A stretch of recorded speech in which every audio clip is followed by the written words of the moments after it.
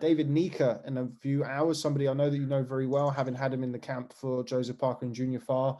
He's already secured himself a bronze medal, and he faces Muslim Gadzhimagomedov. It's been a long day, but Gadzhimagomedov, indeed. What a fighter he is. Tough fight, but you know David Nyika very well. Talk to us about that one. David Nyika is a tremendous athlete and a very clever fighter, and he's done exceptionally well. He's now only the 4th New Zealander ever to win an Olympic medal in boxing. You know, a guy who's been well prepared. He's was back-to-back Commonwealth champion.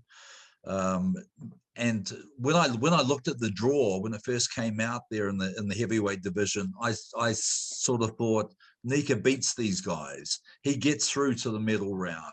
Now against Gadzhimagomedov, it's a big mountain to climb. Here's a guy that hasn't been beaten since 2017. Has won his last 47 fights straight.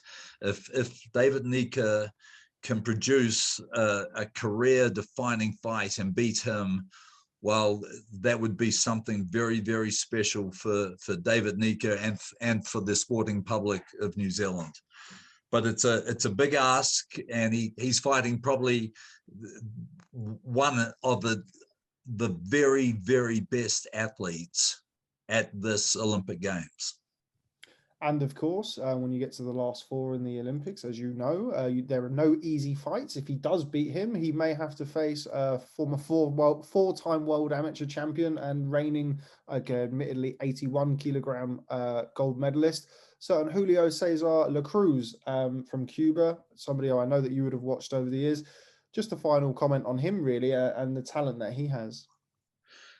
Look, he is a very talented guy and a very special fighter, and I know you're a big fan of La Cruz.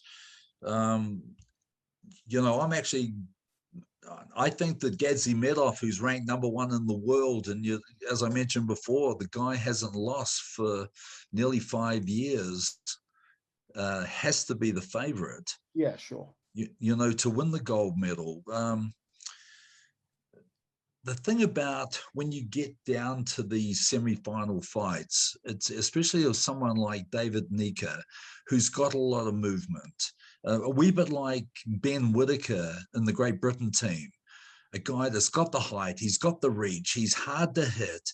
If he gives you the angles and moves around, you know, he can make even the best fighter in the world have a really hard night. And let's remember, you only have to win 2 of the 3 rounds to get your hand raised at the end of the fight. So that's why we look forward to these semi-final fights where there's, you know, so much at stake.